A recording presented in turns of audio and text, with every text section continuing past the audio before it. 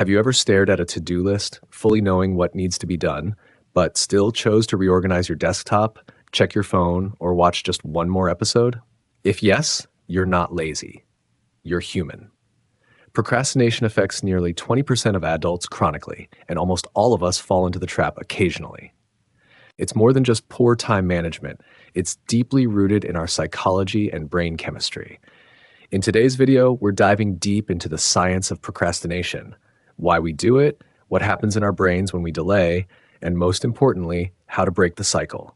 Let's explore the hidden reasons behind putting things off and how understanding them can help us get back in control. Procrastination often masks deeper emotional challenges. Fear of failure makes us delay starting a task because no start means no failure. Perfectionism pushes us to avoid starting unless conditions feel just right, and anxiety can freeze us in place, trapped between wanting to succeed and fearing what might go wrong. A key concept here is temporal discounting. Our brains devalue rewards the further away they are in time. That's why scrolling Instagram feels better than studying for next week's exam. Instant gratification beats future benefit. Another useful framework is affective forecasting, our brain's way of predicting how we'll feel in the future. We often underestimate the satisfaction of completing a task and overestimate the discomfort of starting it, so we delay May. On a neurological level, procrastination is a battle between two brain systems: the prefrontal cortex, our rational planner, and the limbic system, our emotional, pleasure-seeking brain.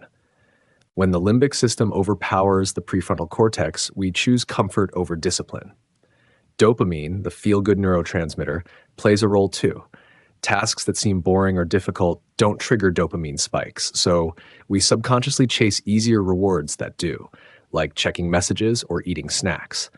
Recent fMRI studies show that procrastinators tend to have less activity in the prefrontal cortex, suggesting a weaker ability to regulate impulses and plan long-term.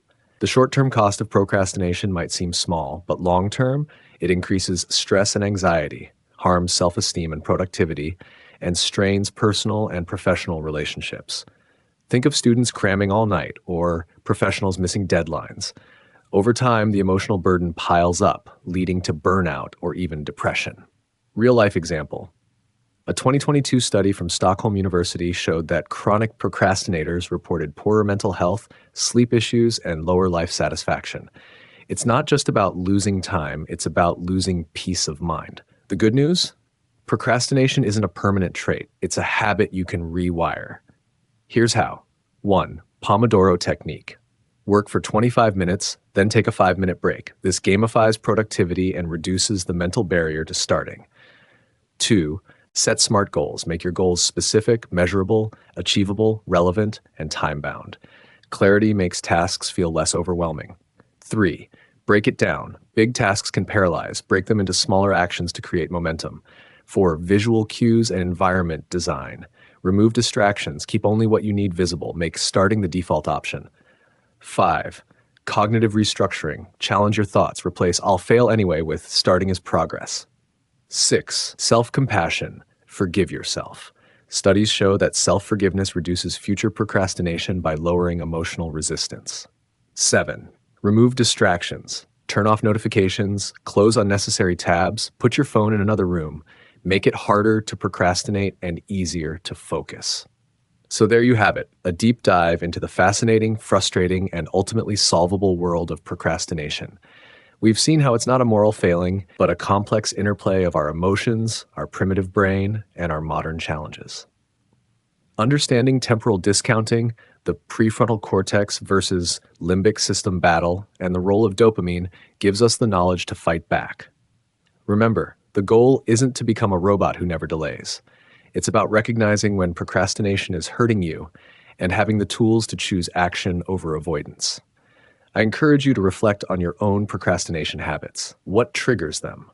Which of these strategies resonate most with you?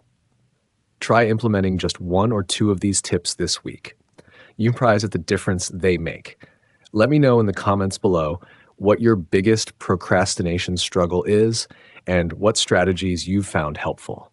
And if you found this video insightful, please give it a thumbs up and share it with anyone else who might benefit from